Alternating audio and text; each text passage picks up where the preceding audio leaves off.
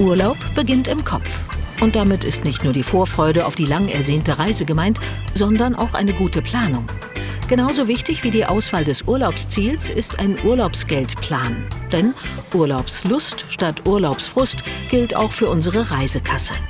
Finanzexpertin Claudia Müller hat Antworten auf die wichtigsten Fragen zum Thema Geld im Urlaub. Eine Frage, die sich viele stellen, ist: Sollte ich im Reiseland überhaupt Bargeld dabei haben? Wie viel wird dort mit Bargeld bezahlt oder mit Karte? Vielleicht brauchen Sie gar nicht viel Bargeld. Also gerade in Skandinavien oder in den USA ist Kartenzahlung auch für kleine Beträge deutlich verbreiteter als bei uns zum Beispiel. In anderen Regionen sind sie auf Bargeld angewiesen. Und die Sicherheitslage ist natürlich auch sehr unterschiedlich von Land zu Land. Das heißt, da kommt es so ein bisschen auf Ihr eigenes Sicherheitsgefühl drauf an und auf die Gewohnheiten des Landes. Eine Faustregel, wie viel Bargeld man dabei haben sollte, gibt es nicht. In bar zahlen können sollte man aber den Transport zur Unterkunft und eine Mahlzeit. Denn in den meisten Reiseländern ist Bargeld gängig. Wenn Sie ins Nicht-Euro-Ausland reisen, dann lohnt es sich in den meisten Fällen, das Geld erst vor Ort abzuheben. Wirklich dort einfach über die Kreditkarte, das hat mittlerweile eigentlich die besten Konditionen. Wenn Sie zu Hause das Geld umtauschen, dann geht es bei großen Banken oder bei großen Währungen auch, die einfach sehr häufig getauscht werden, auch relativ problemlos und auch relativ kostengünstig. Aber Sie müssen sich das so vorstellen, dass die Banken diese Fremdwährung ja auch erst importieren müssen. Das heißt, dieser Aufwand, dieses Porto zahlen Sie dann als Kundin eben selber und haben daher die schlechteren Preise. Umtauschen also im Urlaubsland. Entscheidend dabei ist aber vor allem, wo besser nicht? Generell würde ich absolut davon abraten, an so Tischen, die man manchmal so sieht, so sehr inoffizielle Wechselstuben, das Geld zu wechseln. Zum einen, weil sie da einfach normalerweise einen schlechten Wechselkurs bekommen. Also sie zahlen deutlich mehr, als sie hinterher bekommen.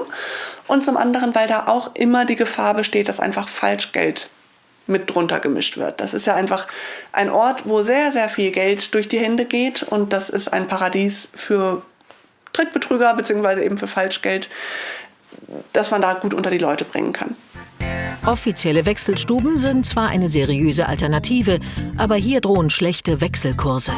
Besonders an Touristen-Hotspots. Wechselstuben am Flughafen zum Beispiel, da ist es tendenziell teurer, als wenn Sie einfach mit Ihrer Kreditkarte zum tagesaktuellen Wechselkurs das Geld abheben. Da haben Sie dann vielleicht noch ein paar Gebühren trotzdem. Aber es ist dann trotzdem der günstigere Kurs. Heißt also, am sichersten und zu den besten Konditionen tauscht man bei Banken. Aber man sollte sich schon zu Hause über den aktuellen Wechselkurs informieren. So kann man vor Ort leichter einschätzen, welche Bank einen guten Tausch bietet. Und noch ein Spartipp. Die Frage, die gestellt wird, ist häufig: Möchten Sie sozusagen 50 € abheben oder möchten Sie 500 Rupien abheben oder so, ne?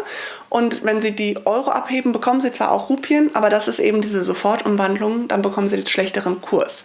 Das heißt, Sie sollten immer in lokaler Währung das Geld abheben und die Umrechnung quasi im Kopf selber tätigen. Wer viel reist und sich beim Geldwechseln grundsätzlich die Gebühr sparen will, sollte über diese Kreditkarte nachdenken. Eine Möglichkeit ist zum Beispiel auch die Barclays-Karte. Da können Sie tatsächlich kostenlos Geld abheben und Sie sind nicht an eine konkrete Bank gebunden, müssen da kein zusätzliches Konto aufmachen, sondern es ist einfach die Karte, die mit Ihrem bereits bestehenden Konto verrechnet wird. Mit der EC-Karte sollte man übrigens nur in EU-Ländern Geld abheben oder bezahlen. Außerhalb der EU können hohe Gebühren anfallen oder sie wird erst gar nicht akzeptiert. Der vielleicht wichtigste Finanztipp ist, sich vorab eine Liste anlegen mit allen Ausgaben. Und Bargeld und Geldkarten nie an einem Ort lagern, sondern auf verschiedene Plätze verteilen. Im Falle eines Diebstahls ist so nicht alles verloren.